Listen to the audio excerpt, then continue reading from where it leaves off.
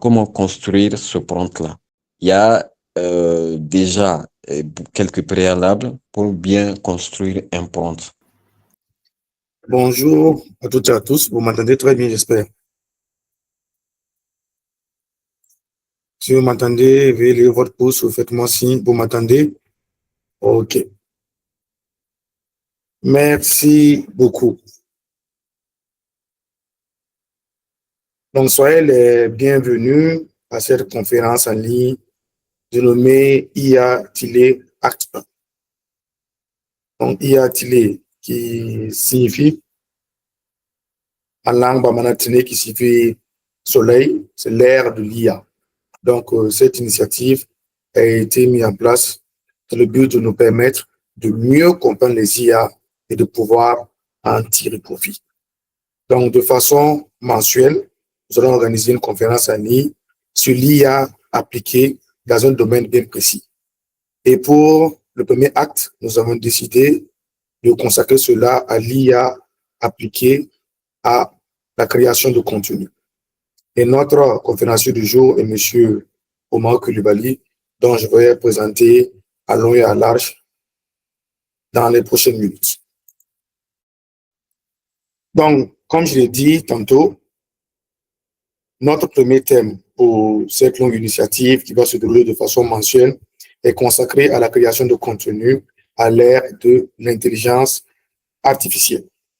Et comme je dis également, ça nous permet de mieux comprendre ces intelligences artificielles, surtout génératives, pour pouvoir en tirer profit.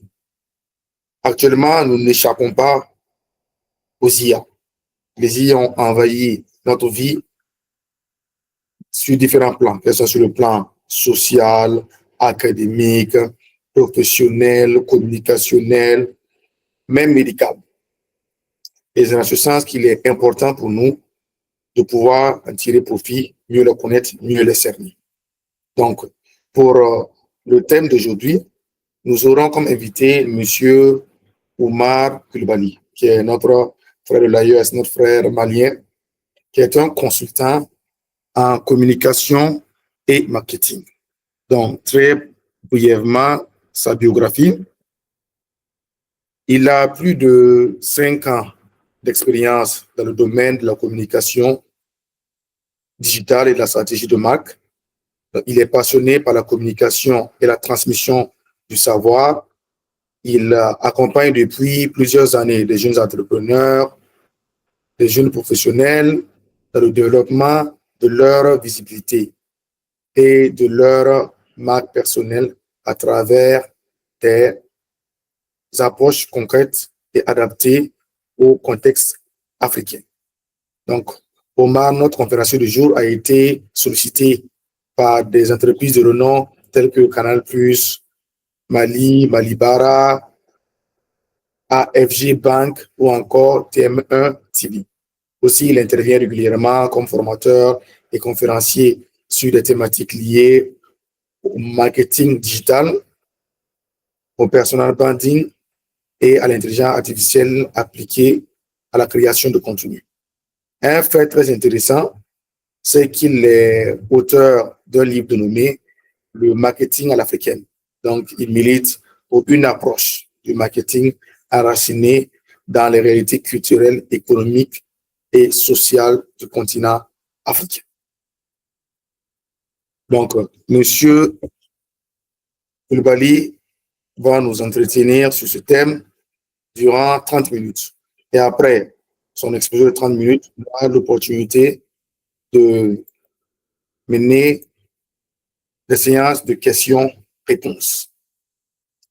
Donc, avant qu'il ne prenne la parole, je vous présente également, je suis Rodolphe Bourreau, spécialiste en communication pour le changement de comportement et le changement social, et aussi créateur de contenu tech et sciences. Sur ce, on va laisser la place à l'expert pour nous faire l'économie de sa présentation. Monsieur Omar, vous pouvez lancer votre présentation. Bonjour tout le monde. Bonjour tout le monde. Je suis pas expert. Je fais de mon mieux. J'apprends aussi à tes côtés. Donc, voilà. Bien le bonjour, chers participants. C'est un plaisir d'être là et voilà.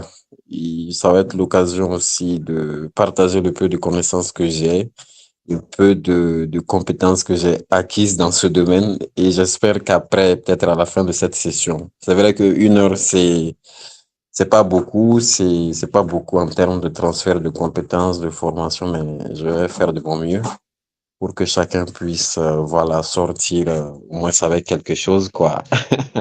En tout cas, c'est un plaisir.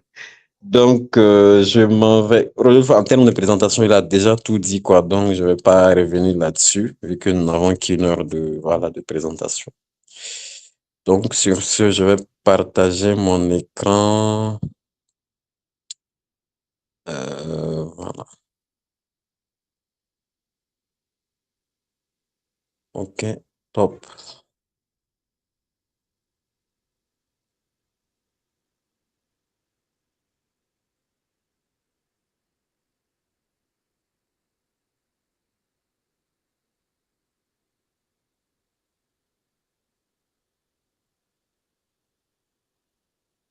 Voilà, donc on le sait, c'est maintenant d'actualité, voilà, qu'on le veuille ou pas, tout le monde sait que les intelligences artificielles ont déjà fait leur entrée dans notre quotidien. Voilà. Maintenant, la question, c'est de savoir est-ce qu'il faut se préparer, est-ce qu'il faut s'adapter pour suivre cette évolution, cette technologie, ou bien il faut juste être spectateur. Voilà. Maintenant, peut-être vous avez la réponse à ça. C'était la même histoire quand les premiers ordinateurs ont fait leur apparition. Il y a eu des gens qui ont été réticents, qui ont dit que bon, voilà, c'est une technologie qui va, voilà, qui ne va rien leur apporter en termes d'amélioration. Mais aujourd'hui, qu'est-ce qu'on peut faire maintenant sans les ordinateurs? Voilà, c'est pratiquement devenu un outil indispensable à tout travail professionnel aujourd'hui. Bah, c'est la même chose avec les intelligences artificielles. Au lieu de devenir spectateur, il faut voilà s'adapter, ne pas les voir comme une menace, mais plutôt comme des outils qui nous aident à nous améliorer au fur et à mesure dans notre quotidien, que ce soit sur le plan personnel ou que ce soit sur le plan professionnel. Voilà. Donc, l'objectif, sinon les quelques objectifs de cette session, ça va porter sur l'idée, c'est de vous amener à comprendre l'intelligence artificielle elle-même. Voilà, maîtriser comment ça fonctionne et surtout comment les utiliser. Et troisième objectif, c'est de vous amener à créer des contenus. Bon, on va faire peut-être quelques petites simulations si le temps nous le permet. Et aussi, on verra comment rédiger des prompts. Voilà, pour pouvoir mieux utiliser ces IA-là.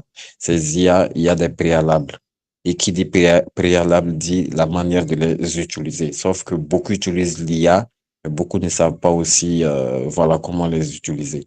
Il y a une utilisation globale, mais il y a une utilisation spécifique aussi. Voilà. Maintenant, allons découvrir l'intelligence artificielle. Qu'est-ce que l'IA? De façon simple, on va dire que l'IA, c'est une branche de l'informatique. J'espère qu'on me reçoit, hein. Donc, si le son est bon, Oui, oui, oui, c'est bon. voilà, c'est top. Voilà. On va dire que l'IA, c'est tout simplement une branche de l'informatique qui vise à créer des systèmes capables de réaliser des tâches nécessitant normalement une intelligence humaine. Voilà. On va dire que c'est une branche améliorée de l'informatique qui nous aide, voilà, à aller plus vite.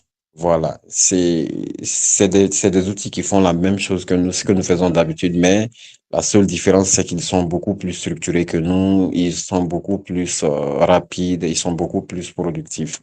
Maintenant, en termes de capacité, ces systèmes-là, justement, peuvent effectuer, comme je viens de le dire, des tâches telles que la reconnaissance vocale, la prise de décision, ils peuvent réfléchir.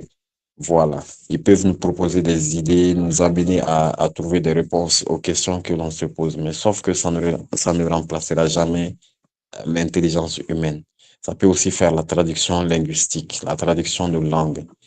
Maintenant, en termes d'historique, déjà, l'IA, il faut savoir que les IA n'ont pas vu le jour déjà à partir de 2003, mais enfin, à partir de 2023, comme nous, on les a connus.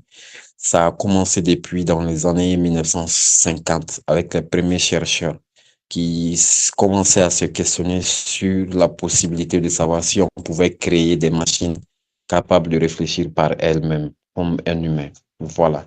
C'est toujours dans cette réflexion-là que le mathématicien Alan qui a posé cette première question. Et lui, il a été le premier déjà à inventer ce qu'on appelle le test Turing pour savoir si une machine pouvait imiter l'intelligence humaine. Voilà. Sauf qu'avec les premiers essais, ça n'a pas trop donné en termes de performance, en termes de résultats attendus. Jusqu'en 1956, lors d'une conférence aux États-Unis, que le terme intelligence artificielle a été connu, a été rendu public. Voilà. Et maintenant, après que le nom ait été connu, maintenant, entre 1960 et 1970, les autres chercheurs, une autre vague de chercheurs aussi se sont mis sur le sujet pour travailler sur des systèmes, des programmes pour, voilà, les amener à jouer aux échecs. Voilà, c'était à des fins d'essai, à des fins de test pour résoudre des problèmes simples. Mais les ordinateurs étaient lents à l'époque, ce qui a fait que les résultats n'ont pas trop donné en termes de performance. C'est un peu ça la technologie aussi. Il y a toujours des essais, il y a toujours des essais, il y a toujours des essais jusqu'à ce qu'on ait le bon résultat. Donc, mais c'est à partir voilà, de l'année 2010 que, voilà, il y a eu beaucoup d'améliorations grâce au big data. C'est-à-dire, il y a eu des premiers ordinateurs où on pouvait maintenant stocker des données en grande capacité. Donc, il y a eu l'avènement de l'Internet et les premiers puissants processeurs ont été créés dans le temps. Donc, ce qui a donné aussi un support au développement de l'intelligence artificielle.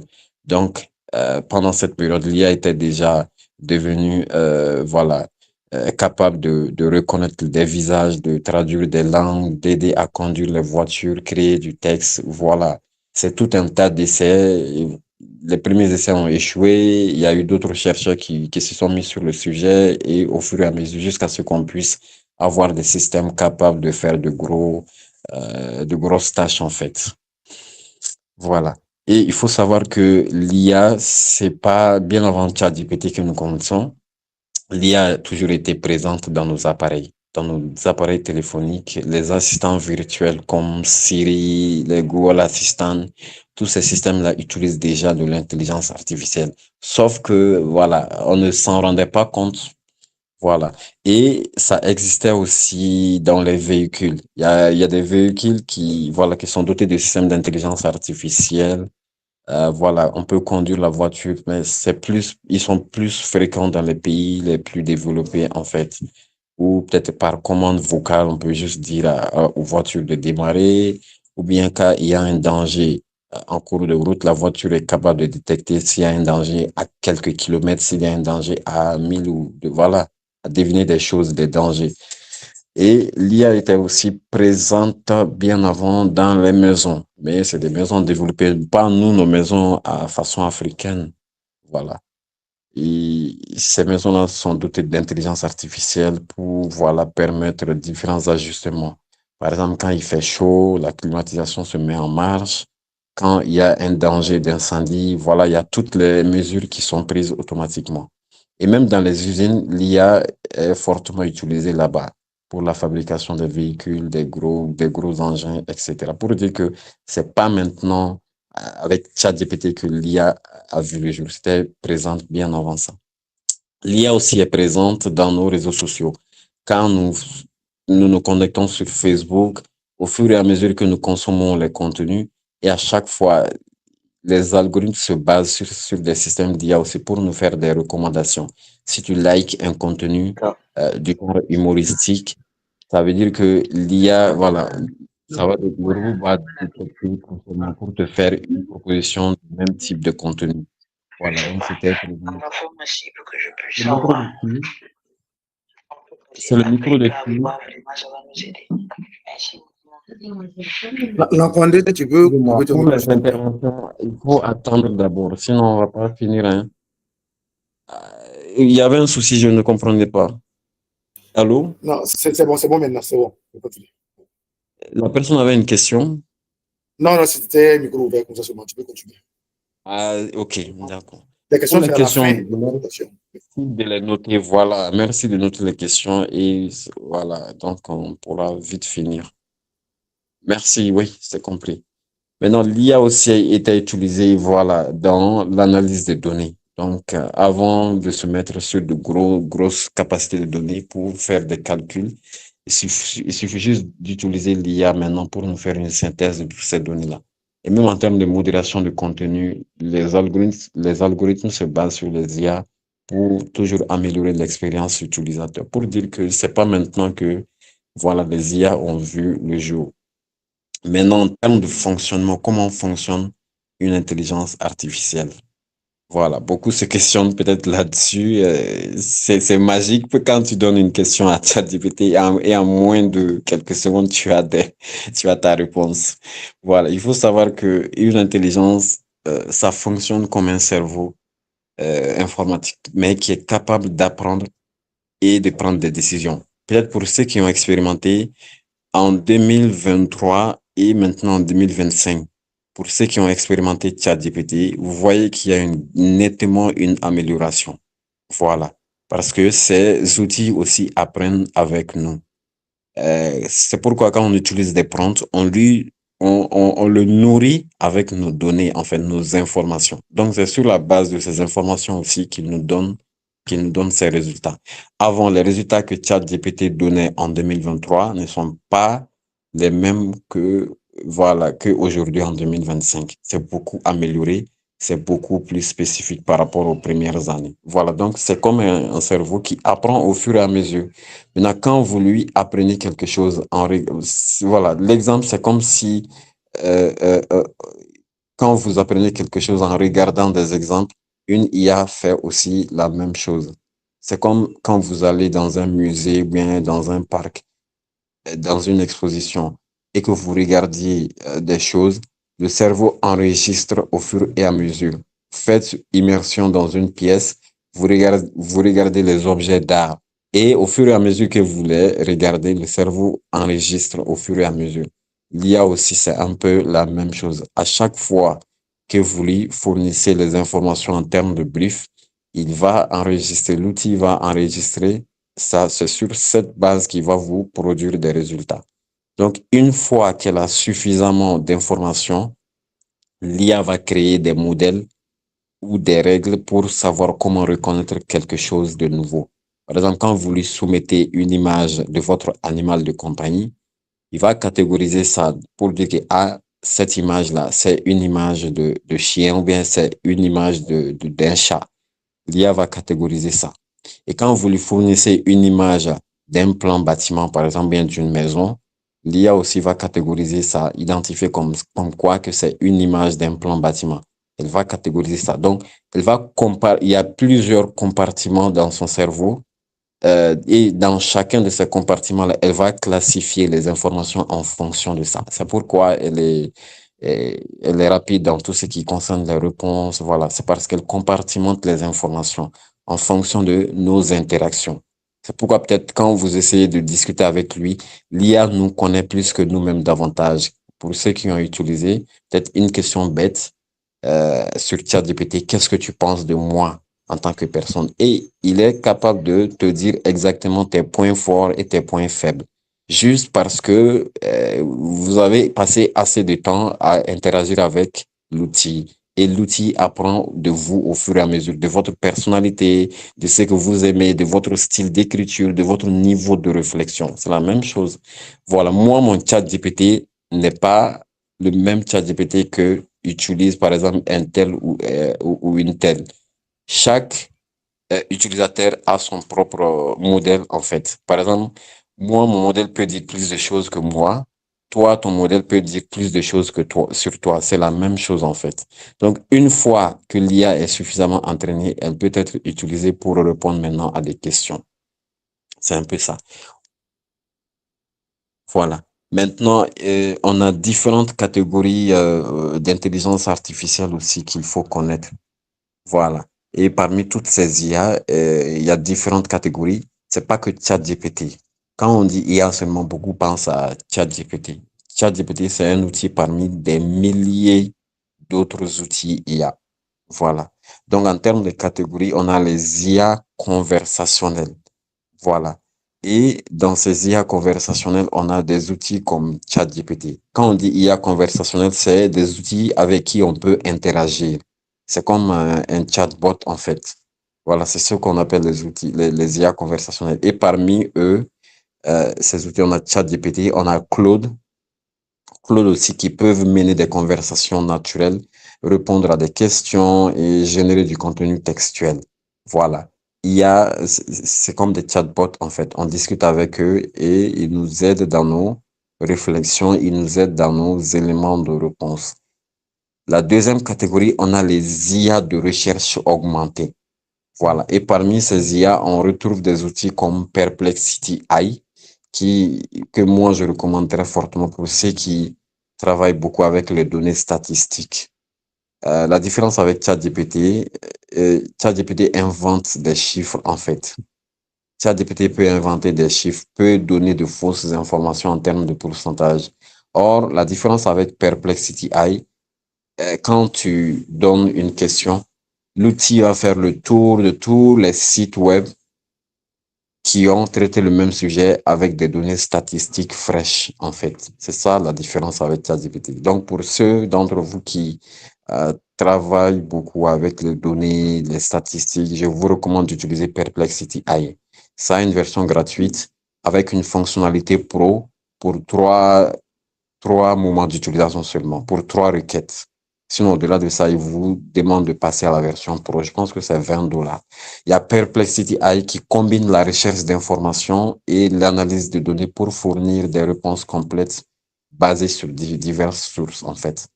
Quand on a des résultats obtenus de la part de Perplexity AI, on a la possibilité de savoir d'où est-ce que l'information vient. Voilà. Ça peut ne pas être le cas pour ChatGPT. Même sur la version Pro, ça peut inventer des chiffres. Voilà. C'est pas trop fiable, quoi. Pour quelqu'un qui a un esprit critique. On a la troisième catégorie, les IA de génération d'images. Voilà. Et parmi ces IA, on a Leonardo AI, on a tellement, il y a Rucraft aussi, il y a DALL-E de Microsoft. Il y a d'autres outils aussi. On a Google FX Images aujourd'hui.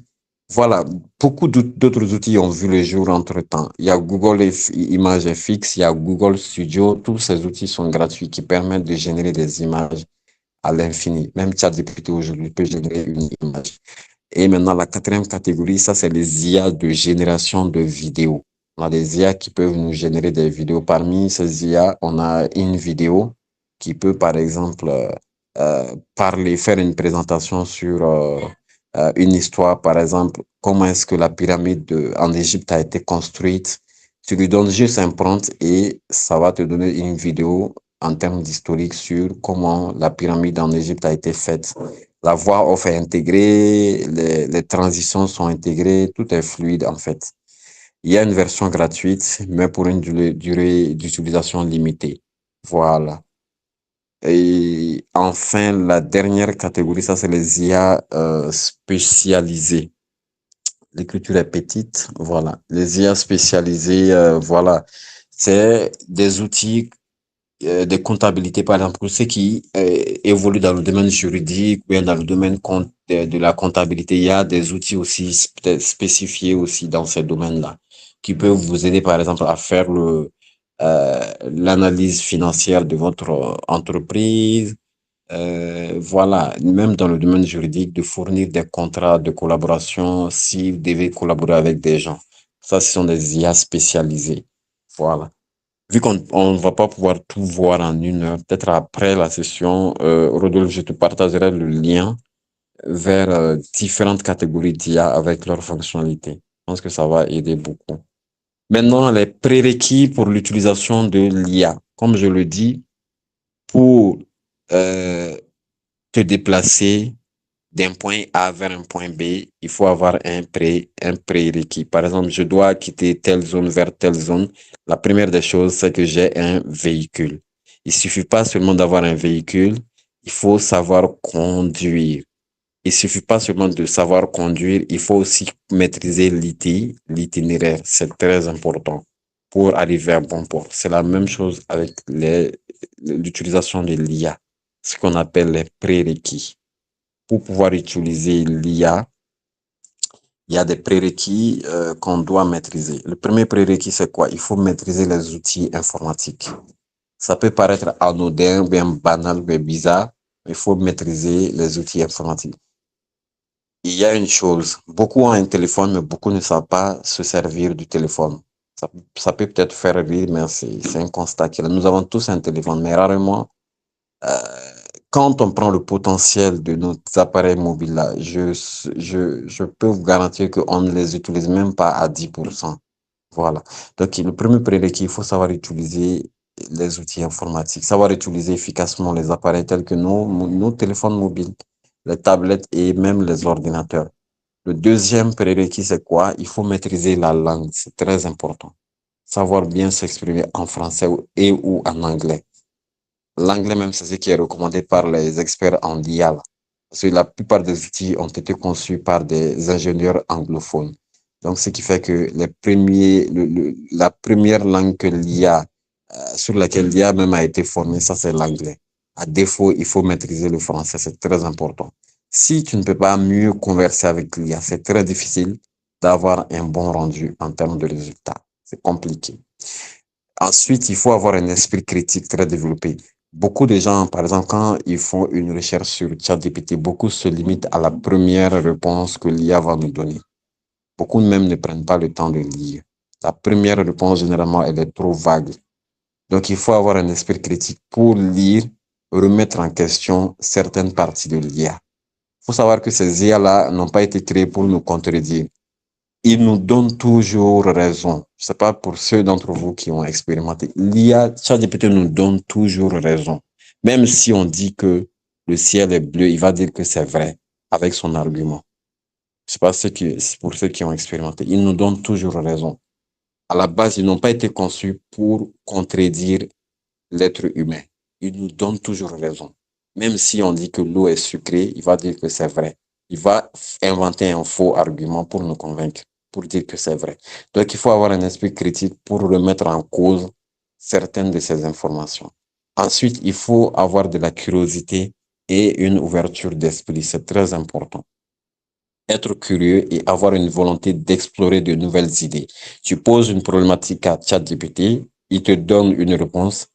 Essaie de pousser la réflexion.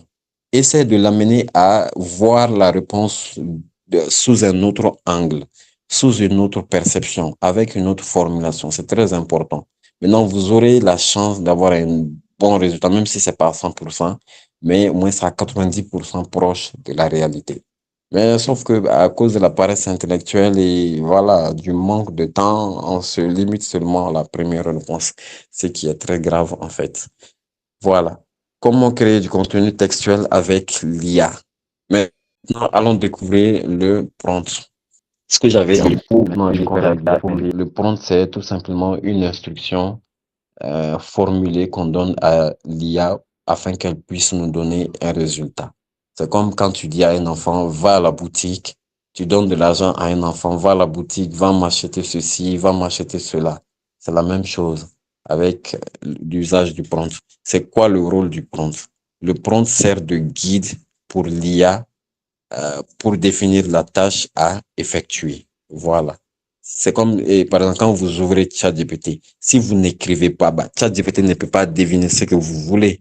Il faut vous mettre à écrire. Et écrire, pas seulement écrire, mais bien formuler la demande, bien formuler le prompt. Maintenant, comment construire ce prompt-là? Il y a déjà quelques préalables pour bien construire un prompt. Déjà, le premier élément, c'est de définir un objectif. Qu'est-ce que vous voulez demander même à ChatGPT? C'est quoi la vision derrière? Donc, identifiez précisément ce que vous souhaitez accomplir avec l'IA. Si c'est pour générer du texte, ça c'est un premier objectif. Si c'est pour avoir une réponse à une question, ça aussi c'est un objectif. Si c'est pour comparer deux résultats, ça c'est un objectif. Il faut toujours avoir un objectif derrière. Une requête, un objectif. Une requête, un objectif. Mais jamais une requête, plusieurs objectifs. vous allez vous embrouiller dans la réponse et l'IA même va tourner en rond. Pour mieux l'utiliser, il faut juste se limiter à une requête, un objectif. Une requête, un objectif. Maintenant, aussi être spécifique, c'est très important. Il faut inclure autant d'informations, des détails que possible pour permettre à l'IA d'être mieux orientée. Quand vous voulez, par exemple, avoir une stratégie de communication pour votre produit, bah, si vous vous limitez à la simple question de dire, je veux une stratégie de communication pour mon produit de beauté. Là, vous avez posé une question, mais vous n'avez pas formulé la bonne requête. Parce que l'IA ne sait pas c'est quoi votre zone géographique. L'IA ne connaît pas euh, qui sont les personnes que vous ciblez. L'IA ne connaît pas votre besoin en termes de visibilité, ou bien voilà, vos attentes dans le mois. Est-ce que dans 3 mois, qu'est-ce que vous visez? Si vous ne fournissez pas autant d'informations, bah, il va vous donner un résultat général qui peut ne pas correspondre à ce que vous voulez. Donc, il faut être spécifique. Fournissez-lui autant de détails possible et adaptez le style. Personnalisez toujours votre prompt en fonction de l'IA et de ses capacités spécifiques. On vient de voir les catégories d'IA. Chaque outil a son fonctionnement. Par exemple, tu ne peux pas demander à un outil qui génère des images de vous donner des idées de stratégie marketing. Ça fait pas bon ménage. Cet outil-là est fait uniquement pour générer des images. Donc, il faut utiliser le prompt en fonction de chaque outil. Chaque outil a sa façon de faire son prompt.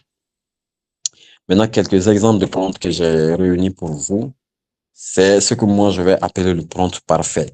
Ça, c'est utile pour ceux qui sont dans les réflexions profondes, pour ceux qui sont dans le domaine du marketing, de la vente, dans le domaine du commerce, de la commercialisation. Et ils peuvent utiliser le prompt parfait.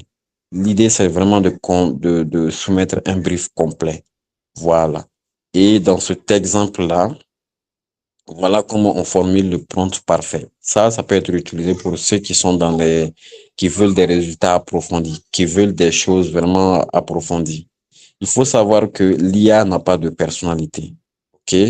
Ce n'est pas un homme, ce n'est pas une femme, c'est pas un enfant, c'est pas un vieux. Il va se mettre dans la peau de la personne que vous voulez qu'il se mette. Donc, à l'utilité avec ce prompt parfait-là, c'est que la première des choses, vous lui donnez un rôle. Quand vous essayez de zoomer, voilà, il y a le rôle qui est là, il y a la tâche, il y a les objectifs, il y a le contexte. C'est pourquoi j'ai coloré pour distinguer, en fait. Il y a la tonalité, il y a la limite, il y a le format. Quand vous essayez de zoomer, excusez.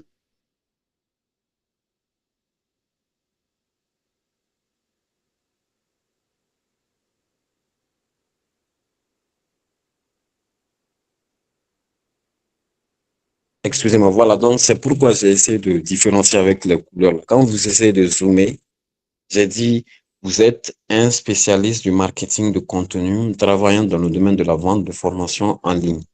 Ça, j'ai donné un rôle à ChatGPT. Voilà. Maintenant, comme tâche, c'est coloré en violet. Vous devez promouvoir une nouvelle série de cours. Ça, c'est la tâche que j'attends qu'il me fasse. Maintenant, objectif, bah, ces différents éléments peuvent ne pas se suivre, hein, mais l'idée, c'est que vous obteniez le plus, vous donniez le plus de détails possible à ChatGPT. Ça peut ne pas se suivre. Par exemple, moi, dans mon exemple, après la tâche, j'ai juste mis le contexte. Voilà. Auprès d'un public intéressé par le e-commerce. Donc, ça, c'est le contexte. Maintenant, après, j'ai mis l'objectif qui est en couleur verte. Le but est de les aider à maîtriser la création de contenu marketing. OK? Maintenant, la limite en bleu, chaque idée doit mettre en avant les avantages des cours proposés. Maintenant, la tonalité, c'est le ton. Si vous voulez un ton plus professionnel dans la communication, mais si vous voulez un ton plus euh, pour correspondre à un public jeune, ou bien si vous voulez un ton plus décalé. C'est juste ça, avec un ton adapté aux professionnels. Maintenant, le format, votre réponse doit être structurée en 5 publications Facebook. Ce type de prompt, je répète encore, ça c'est pour ceux qui sont dans les réflexions profondes. pour ceux qui évoluent dans le marketing, dans la vente, dans le commerce, ou bien même pour les entrepreneurs, en fait. OK? Et voilà, après avoir soumis cette requête, voici un peu comment ChatGPT m'a répondu. Voilà. Vu que dans le format que j'ai demandé, parce que je lui ai dit que sa réponse doit être structurée en 5 publications Facebook. Et il a respecté ce format-là. Il m'a fait une proposition de 5 publications structurées comme je l'avais demandé. Donc, voici sa réponse. Et voilà, je vous laisse le temps de regarder un peu. Voilà. Et en publication il a mis l'accent sur les avantages de la maîtrise. Voilà. Titre et le texte le texte qui est mis. Maintenant, moi, en tant que, voilà, communicant, c'est à moi de prendre ce texte et le peaufiner en fonction de ce que moi je veux. Voilà. Il faut savoir que c'est pas l'IA qui va tout faire à notre place. Ça nous sert de guide, ça nous oriente en fait. Maintenant, le vrai travail, la touche finale, c'est nous en fait. Donc, une fois que j'ai ces éléments de réponse, je peux copier et y apporter peut-être quelques ajustements au niveau du call to action en mettant mon numéro de téléphone. Il faut toujours peaufiner. OK? Ça, c'était le prompt parfait. Maintenant, le deuxième type de prompt en termes d'exemple, ça, c'est l'imitation du style d'écriture. C'est quoi l'imitation du style d'écriture? Vous tombez sur une publication parfaite, par exemple. Vous aimez le style d'écriture d'une personne et vous voulez reproduire peut-être la même chose, peut-être seulement sur un autre sujet. C'est l'imitation du style d'écriture. Comment cela se fait? Exemple de style. Voici un premier style de texte que moi j'ai vu quelque part. Dans ce texte, on parle de ce que fait un conseiller client. Vous voyez, quand on regarde la structure du texte, c'est simple. On a le saviez-vous, le conseiller client, tant, est un professionnel. Voilà. Ça explique, ça c'est une publication Facebook comme ça. Ça explique ce que fait un conseiller client. Donc, moi, une personne désireuse, je veux le même style, mais cette fois-ci, pour un autre rôle, en fait, pour expliquer le travail de notre professionnel. Qu'est-ce que je fais maintenant? Je vais dans ChatGPT, je copie ce texte-là. Maintenant, page suivante, regardez, je vais mettre ce texte. Tu vois le style de ce texte et je colle le texte dans ChatGPT. Et maintenant, en bas, je mets 3 griffes pour différencier. Je ne sais pas si je me fais comprendre. Quand vous collez votre texte de référence, il faut toujours séparer par des griffes, en fait. Moi, j'ai mis à peu près 3 griffes ici pour séparer. C'est pour dire à ChatGPT que le texte de référence est différent de ma demande, en fait. Donc, après avoir collé le texte en partie jaune, j'ai mis 4 griffes. Maintenant, en bas, dans la requête, je lui ai dit, je veux le même pour le profil d'un réceptionniste. Ça, c'est la requête que j'ai donnée à ChatGPT. Et automatiquement, voici la réponse qu'il m'a donnée. Et vous voyez, dans le premier texte, ça commence par le saviez-vous et dans ma réponse aussi, ça a commencé par le saviez-vous. Et maintenant, dans le texte de référence, ça expliquait ce que fait un conseiller client. Et moi, je voulais la même chose pour un réceptionniste. J'ai obtenu à peu près la même réponse. Ça, c'est l'imitation du style d'écriture. Le réceptionniste est une figure, voilà, ça explique ce que fait un réceptionniste. Identique au texte de référence, le style d'écriture. C'est ça la différence c'est ça l'avantage avec le style d'écriture. C'est la même chose. Si vous voyez une publication de quelqu'un que vous aimez, et vous avez aimé le style, donc copiez le texte et venez sur ChatGPT en lui disant, tu vois le style de ce texte, vous collez le texte et vous séparez par 3 ou 4 griffes. Je veux le même pour le profil d'un réceptionniste. Et vous allez lui donner la requête, ou vous allez lui formuler la requête que vous voulez pour qu'il vous reproduise exactement la même chose. On a une troisième typologie de prompt que je vais aussi appeler l'inversion des rôles.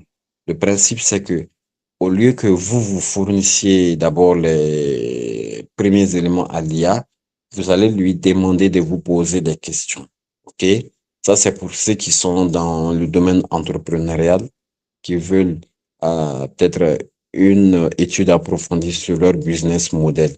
Ce type de prompt peut correspondre à ça. Le principe, c'est que c'est vous qui demandez à l'IA de vous poser toutes les questions possibles.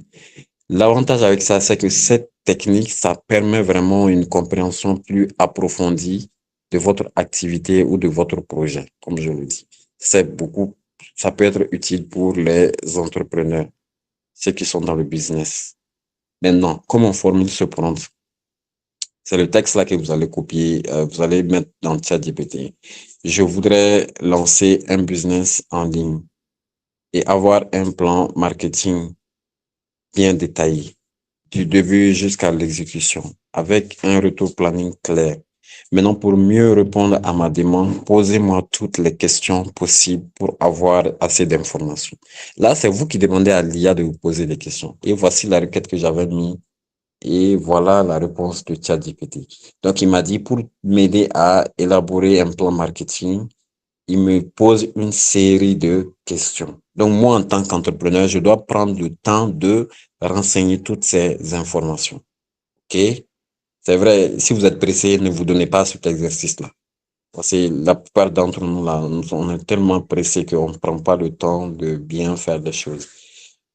Prenez suffisamment de temps avant de commencer cet exercice, parce que ça va vraiment vous donner les informations nécessaires, les informations capitales dont vous aurez besoin pour bâtir votre business, ce qui est très important. Donc, il m'a donné une série de questions que je vais renseigner une à une.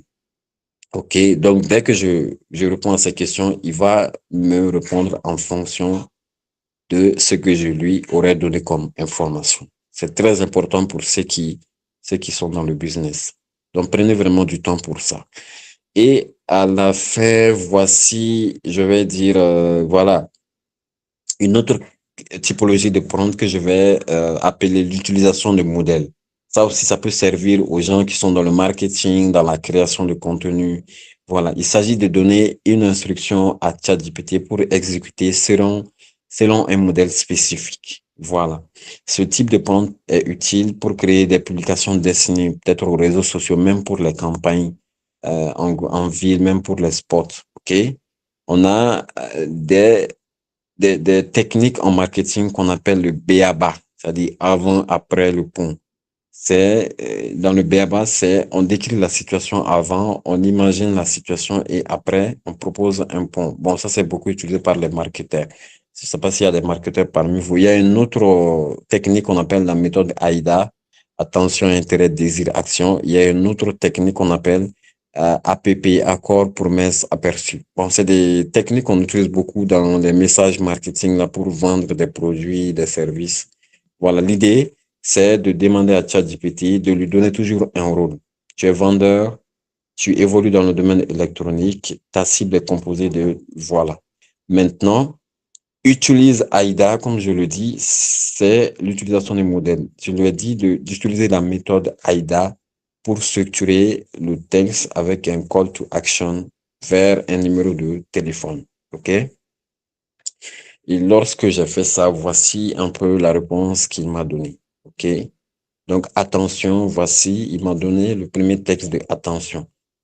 Et en intérêt, il y a le désir, il y a action. Donc, si le texte est bon pour moi, je vais juste copier ça et affiner au fur et à mesure. Je vais pas publier comme ça, hein, attention. J'ai toujours dit qu'il faut toujours affiner. La dernière touche là, il faut que vous le fassiez vous-même. Sinon, l'IA ne va pas tout faire. Hein. OK? Et voilà. Je pense que, voilà.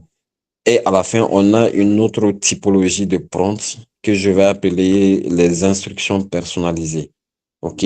Ça peut être utilisé pour demander à l'IA de vous aider dans la construction de vos discours, pour ceux qui prennent la parole régulièrement dans des événements, ou bien ça peut même vous aider à reconstruire, à mieux structurer votre CV, ou bien à mieux formuler votre lettre de motivation, et même vous aider à mieux préparer votre entretien d'embauche. OK? Voilà. Je pense que Rodolphe, c'est bon. On a à peu près 15 minutes pour les questions-réponses. Oui. Avant cela, une requête. Est-ce que tu peux OK. nous présenter quelques vidéos ou images que tu as eu à générer via l'intelligence OK. artificielle pour qu'on voit de façon concrète? D'accord, OK. Il n'y a pas de Ok, problème. On va partage-t-il. partir à la partie pratique. Ok, Super. ok. Déjà, j'avais dit maintenant pour les générations d'images, on va dans. Il y a un outil que j'aime beaucoup. Ça, c'est FX Images. C'est tellement réaliste.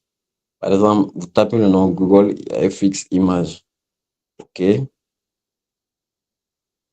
Donc, c'est le deuxième résultat toujours. OK? Maintenant, c'est dans cet outil-là. Pour une première connexion, il va vous demander de vous connecter. Donc, vous vous connectez avec votre adresse Gmail. OK? Donc, c'est ici que vous venez, image FX. L'outil là est gratuit, donc voilà, pas besoin de carte bancaire pour l'utiliser. Maintenant, c'est ici que vous allez mettre votre prompt. Et ce qui est bien, c'est que si vous manquez d'inspiration, vous allez juste vous rendre dans ChatGPT et lui demander de vous aider dans la formulation de prompt. Donc, vous allez venir ici. Je veux créer des images de jeunes activistes africains grâce, grâce à Google Images, Google Images FX. Est-ce que tu peux me proposer des prompts?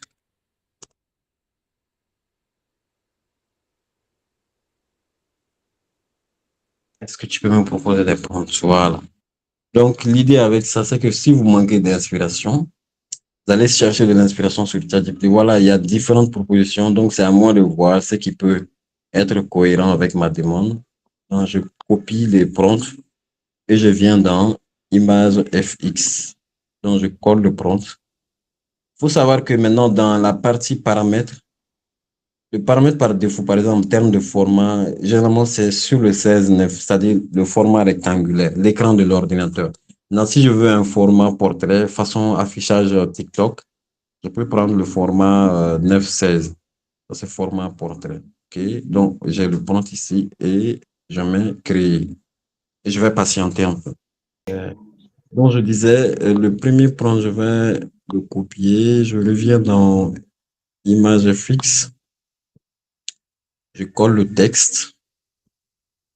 Je disais que dans les paramètres, maintenant, j'ai la possibilité de choisir le format de sortie de l'image. Par exemple, si je veux le format portrait, je prends ça, je sélectionne et je reviens ici. Donc, j'appuie sur le bouton créer, je patiente.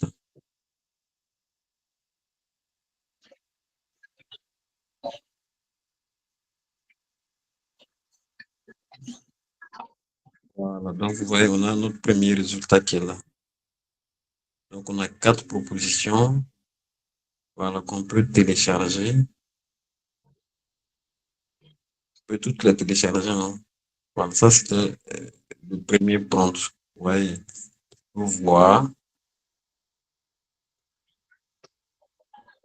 Il suffit juste de cliquer sur l'image pour voir le bouton télécharger. Donc, une fois qu'on télécharge, on va visionner.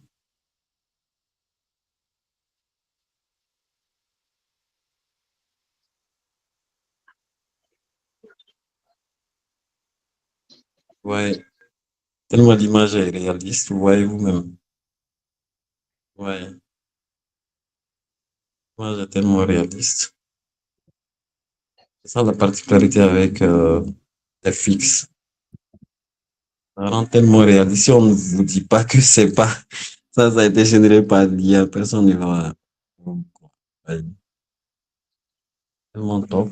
Maintenant, on va essayer le deuxième compte, voir. Ouais, c'est le deuxième. Ça, c'était dans une salle de conférence. Maintenant, on va voir dans la rue.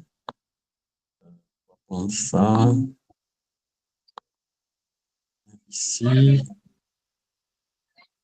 on va coller encore notre compte.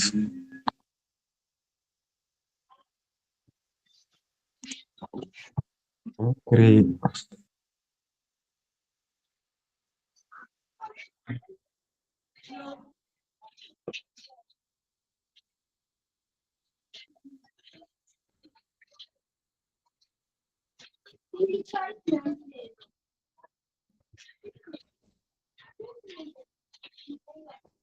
Voilà.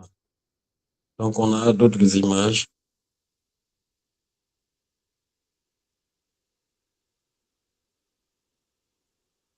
Ça, c'est dans la rue, on a d'autres images. Ouais. Non, il faut toujours voir quelle est l'image qui, ou bien le prompt, ou bien l'image que vous voulez avoir. Voilà. On a ça, c'est aussi réaliste. On a l'autre aussi, ça c'est réaliste aussi.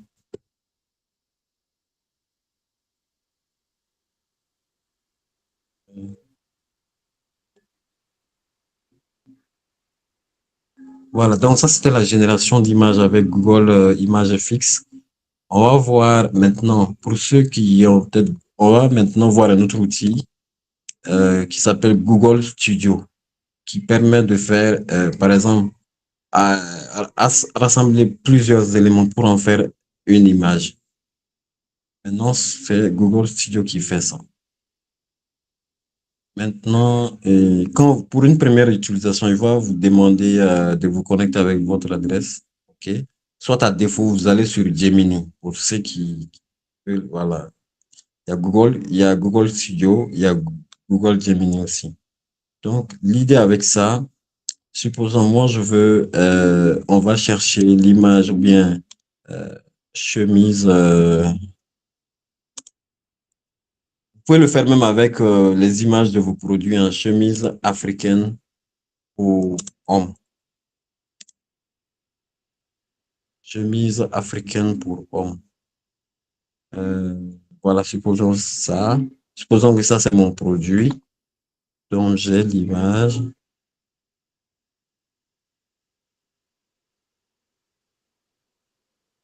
Voilà. Donc, j'ai l'image de mon produit. Je viens dans Google Studio. Qu'est-ce que je fais? Vous voyez là où se trouve le bouton plus. Je clique sur ça. Maintenant, upload image.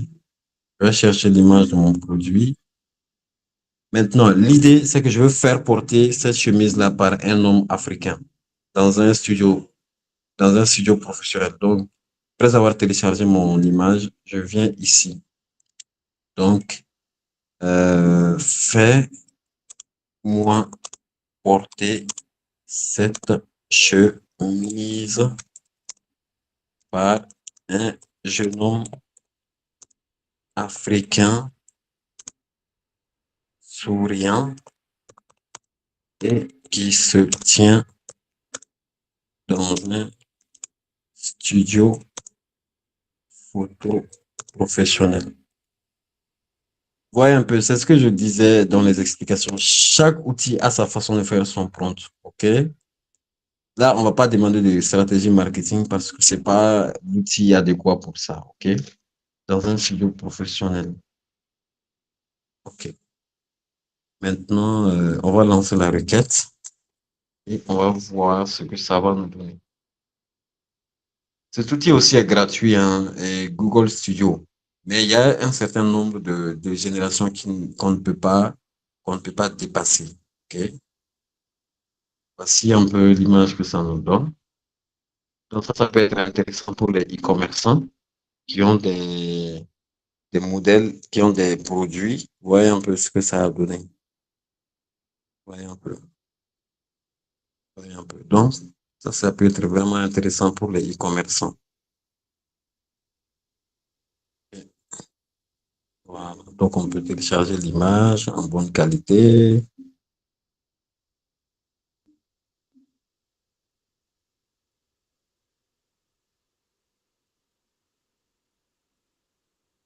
Voyez, c'est la même chemise. C'est la même chemise. Voici la chemise et voici. Elle l'a fait porter par un mannequin. Voyez. Qui va dire que ça, c'est du fake? En tout cas, ça peut être intéressant pour voilà, les e-commerçants.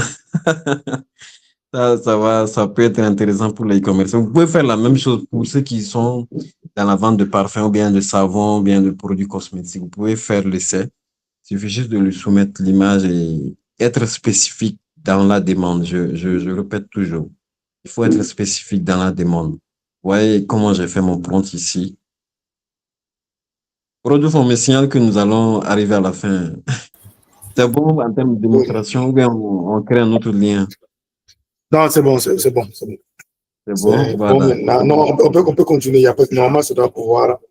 continuer. Mais est-ce que D'accord. je vois souvent tu fais des spots vidéo. Ouais, en fait, Voilà. ça, c'est plusieurs outils combinés, en fait.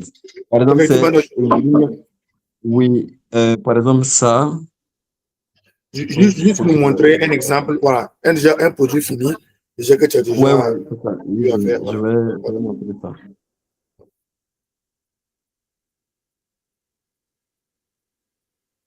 Ça, c'est, par exemple, ça, mettre le son.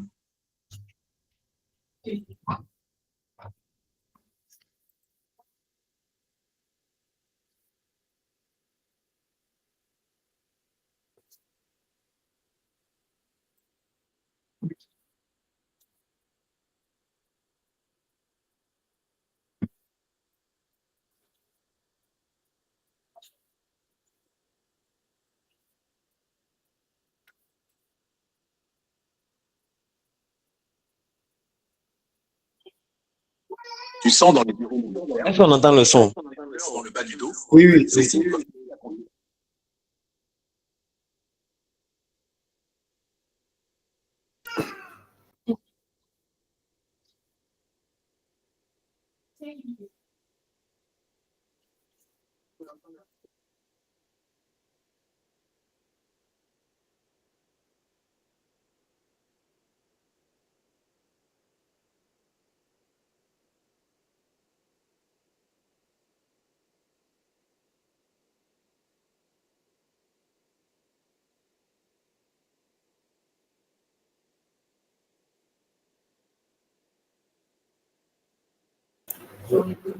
Le son est parti.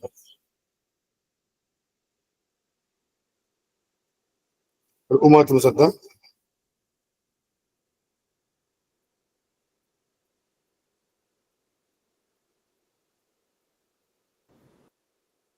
C'est bon? Oui, le son était parti. Je dis probablement c'est dû à la connexion. Ouais,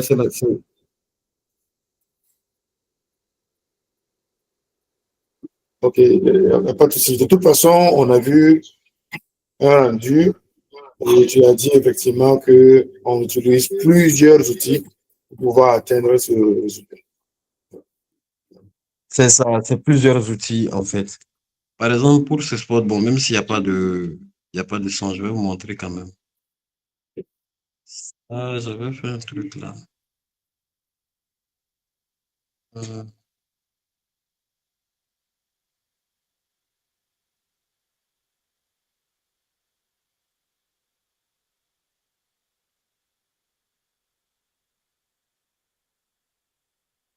Ça, par exemple, bon, même s'il n'y a pas de son, ça, par exemple, même s'il n'y a pas de son, c'était pour parler du Hajj, en fait, le pèlerinage à la Mecque. En fait, chacune de ces images, je vais vous montrer le process, chacune de ces images, je suis parti chercher, par exemple, le prompt sur ChatGPT. OK?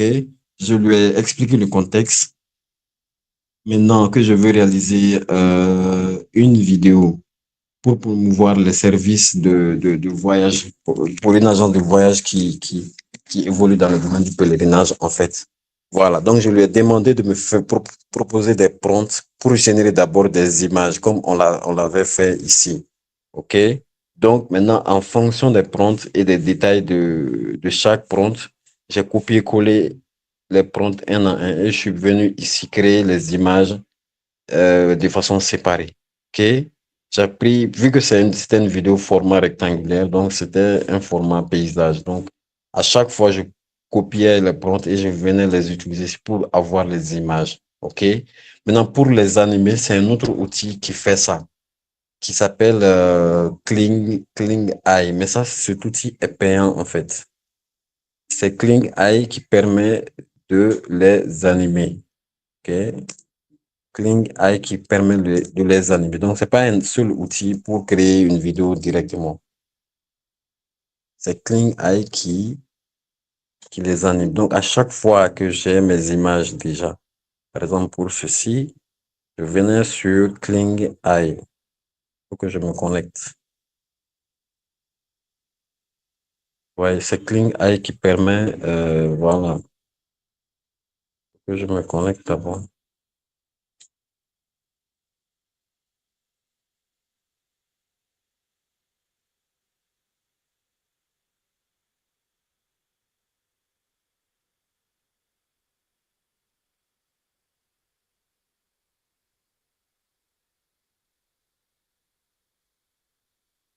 Je suis en train de me connecter, quoi.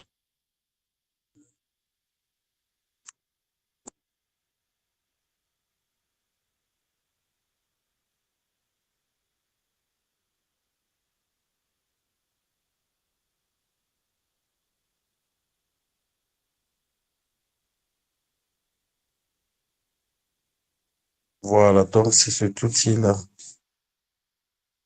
Donc c'est cet outil-là, mais c'est payant en fait. J'avoue que c'est extrêmement cher, Rodolphe. Pour cet outil-là, voilà. Donc on clique sur image. Ça, c'est si vous n'avez vraiment pas de budget pour créer des vidéos là, c'est mieux d'avoir. Si vous avez des clients, mais des projets, voilà. Donc à chaque fois, je venais ici et j'animais les images une à une. À chaque fois, on importe une image. Par exemple, j'avais essayé avec la promotion d'une robe là. Une fois, j'ai essayé de générer l'image.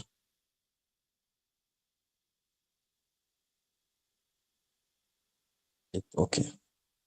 Donc, à chaque fois, voilà. Donc, c'est ici qu'on soumet l'image.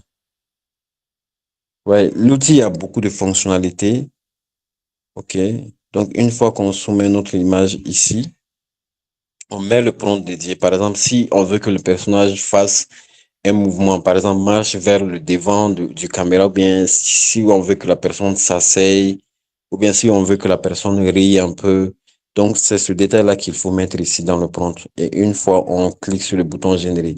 Et à chaque vidéo fait à peu près 5 secondes. OK? 5 secondes.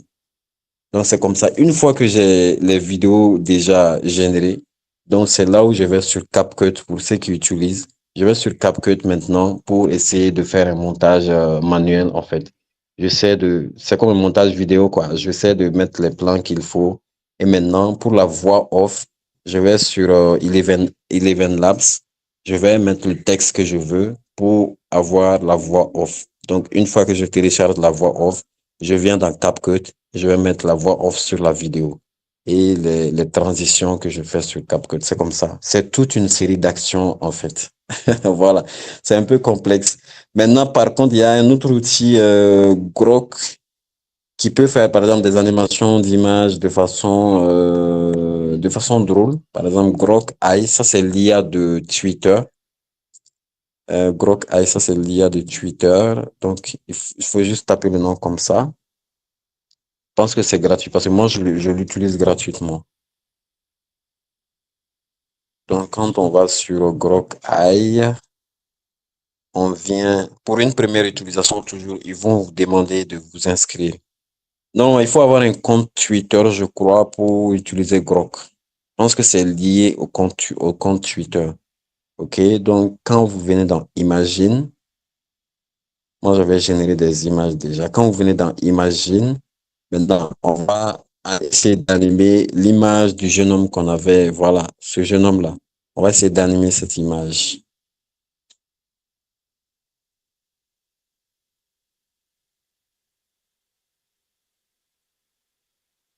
Ça vient pas. Voilà.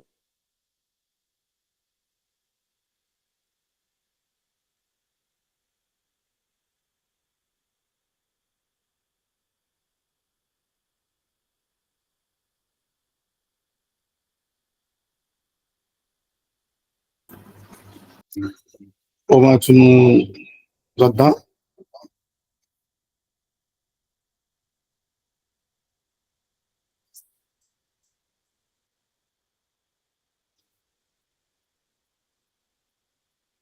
Allô? Omar? Je reviens, je reviens. Connexion, et l'appareil va être déconnecté. Ok, ok, ok. J'avais Il n'y a perdu. pas de souci. De toute façon, comme tu as Je déjà reviens. montré le principe et les Ouais, outils à j'allais juste utiliser, l'animatique vidéo, mais bon, je pense que ça ok, va ok, pas il n'y a pas prendre de du souci. temps. Ok, ok. Bon, on attend 1 minute. Je pense que l'écran est bon maintenant. On voit mon écran? On voit mon écran, non? Voilà. Donc, c'est cet outil-là, j'avais dit, je ne sais pas si vous l'aviez suivi, j'avais dit Grok de Twitter qui permet d'avoir cette animation-là. OK? Qui permet d'avoir cette animation. Ça peut même mettre une musique de fond. OK? Donc, c'est gratuit. Cet outil, quand même, c'est gratuit. Mais je pense que ça a une durée de génération limitée, en fait. Par exemple, on ne peut pas faire plus de 10 générations de vidéos par jour. OK? Ouais, qui va dire que ça, c'est du fake? Ouais, c'est tellement top. De la première image, de la première image, à partir d'une simple image chemise, on vient d'avoir un spot. Voilà. Donc maintenant, le reste, on peut peaufiner sur CapCut pour ceux qui maîtrisent. Voilà. Peut-être essayer d'ajouter une voix off et peut-être du texte sur le prix de la chemise, etc. Vous pouvez faire la même chose pour tout type de produit. Prenez juste l'image, OK? Vous venez dans Google Studio. C'est Google Studio qui permet de rassembler plusieurs éléments pour avoir une image. Si c'est une montre, par exemple, vous prenez l'image de votre montre et vous venez dans Google Image Studio, Google Studio, et vous lui dites ce que vous souhaitez faire avec l'image. Voilà. Même chose pour les images de sacs, de chaussures, voilà. Et vous avez votre image parfaitement propre. Et maintenant, sur Grok, vous pouvez faire une animation. Voilà, c'est ça. Cette image, je peux la télécharger et puis c'est du nickel, quoi. Je peux télécharger et voilà. La vidéo sera jouée, on peut publier sur les réseaux et faire beaucoup de choses avec. Voilà, c'est ça. Voici notre vidéo.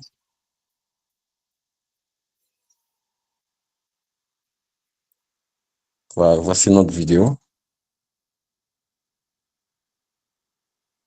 Voilà.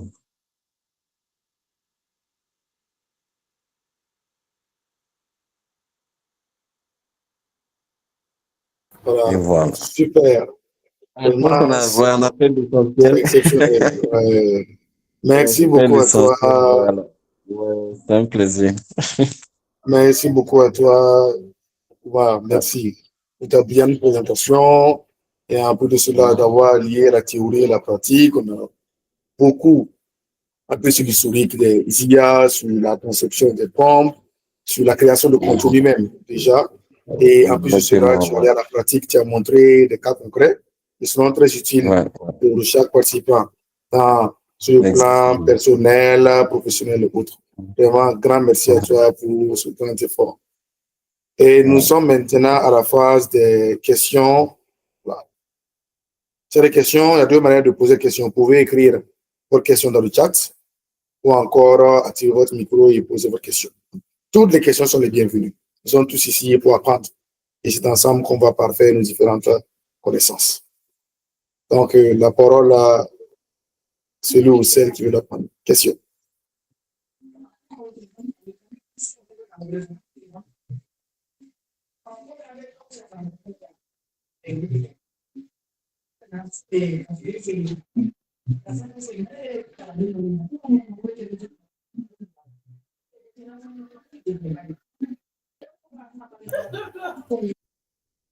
Oui, Awa, tu m'entends bien?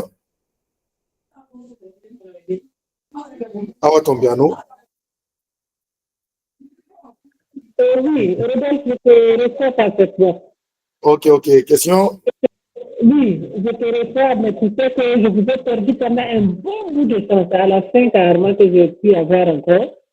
Ok, C'est ok. vrai que c'est plus profiteur que je vous remercie vraiment pour ça. Je pense que pour moi, la question, c'est dans tout le moment. Ok, ok. Merci beaucoup. Merci encore pour tout. Ok. Merci. Merci. Langondé, Abdoulaye.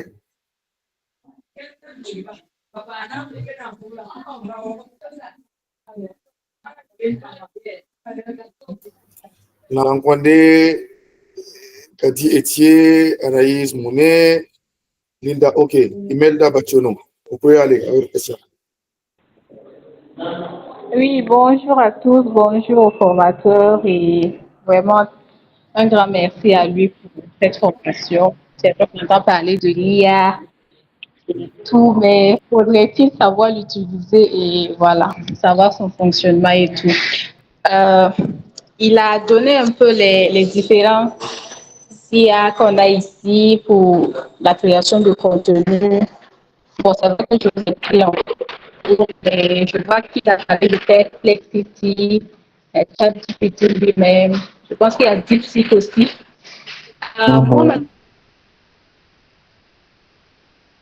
IA, proprement pour la création de, de contenu, bon, entrant dans le cadre académique.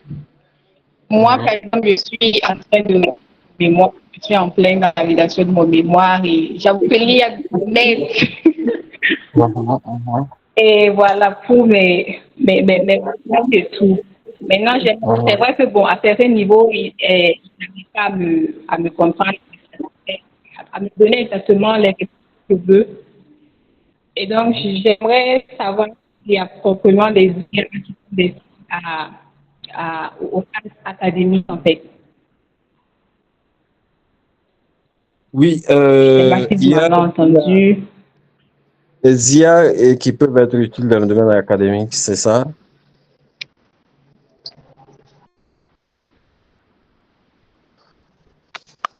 Oui. Oui, oui, Allô? oui, c'est bien ça. Au moins, tu peux aller. Oui. Oui, il y en a. Et Rodolphe, je sais pas, pendant ma présentation, je t'ai dit qu'il y a un site sur lequel il y a différentes catégories d'outils IA. Je vais te partager le lien tout de suite. C'est à partager dans le groupe aussi avec eux. Comme ça, ils Ok, auront ok. beaucoup de ressources, quoi. Il y a les IA et leurs fonctionnalités. Je viens de te partager le lien. Ok, ok. Pas de souci. Je vais mettre ça dans le groupe.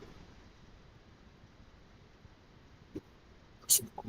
Il y a une deuxième question de Lankondé, Abdoulaye. Et bonjour à tous. Déjà, merci pour cette belle initiative. Ma préoccupation est de savoir si l'IA doit être perçue comme une remplaçante de l'homme dans le milieu professionnel. Mhm. Bon, moi, je pense que c'est pas, l'IA n'est pas en tant que telle une menace. Pas pour le moment pour l'Afrique. C'est pas encore une menace, en fait.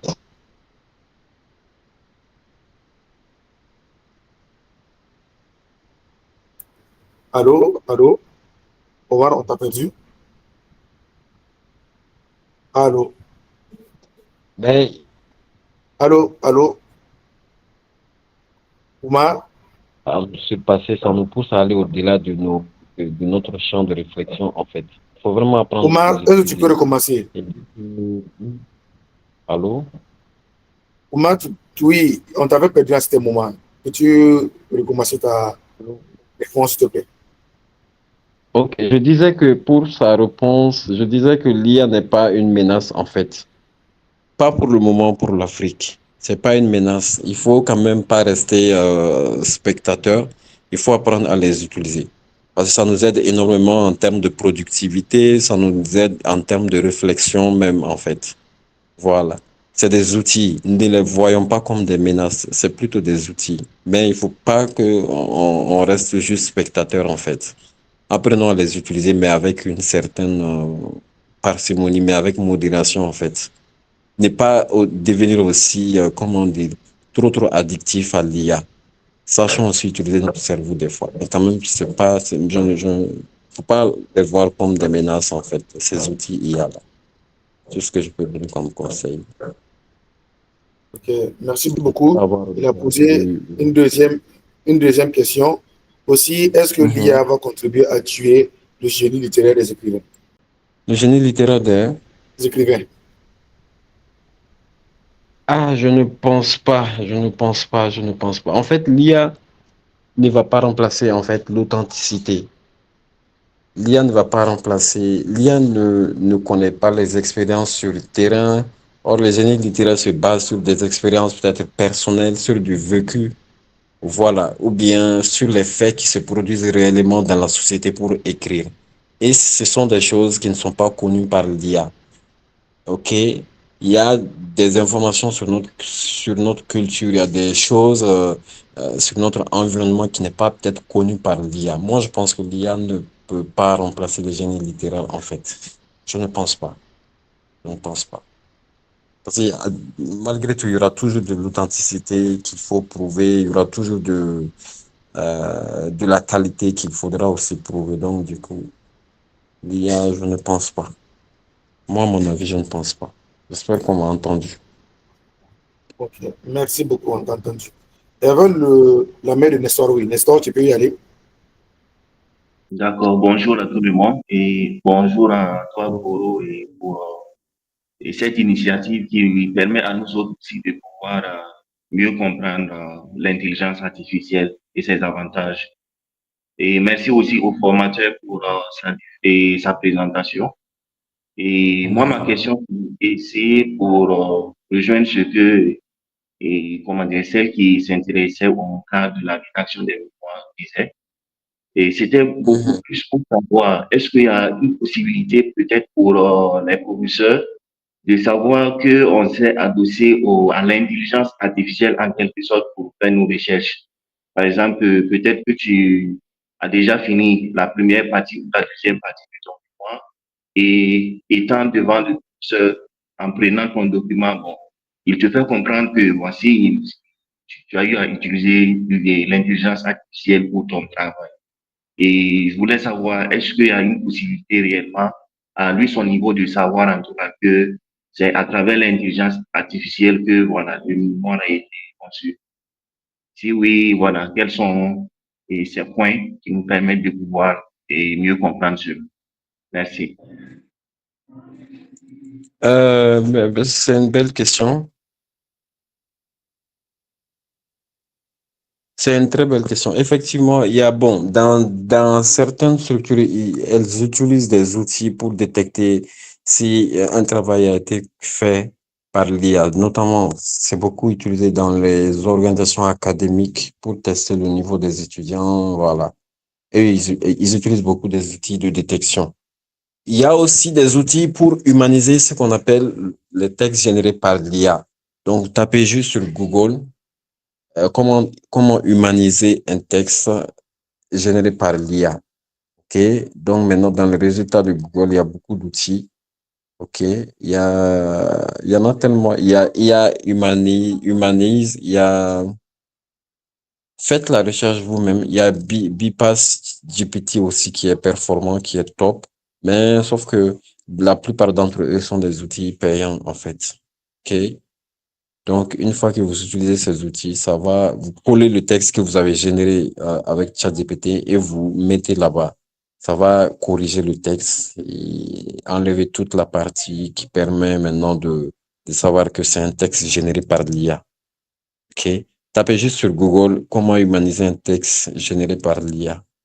Ça vous donne beaucoup de résultats et vous allez voir en fonction des performances de chaque outil, comment travailler. Il y a des outils qui sont gratuits. Par contre, il y en a, les plus performants quand même sont payants. Ouais. Ok, merci beaucoup. On va prendre une dernière question, un dernier apport avant qu'on nous clôt. Dernière question s'il y en a. Anaïs, Kadi,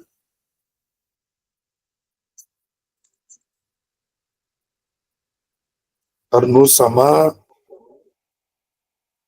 Une dernière question.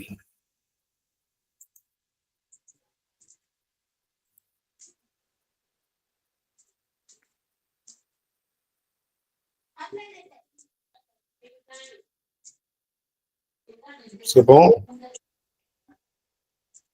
C'est bon, vous pouvez me faire un signe de la main. Si c'est bon chez tout le monde. Voilà. Merci, merci. Merci à toutes et à tous. Voilà. Donc, grand merci aux participants d'avoir pris leur temps pour participer à cette noble initiative IA Acte 1 consacrée à la création de contenu à l'aide de l'intelligence artificielle.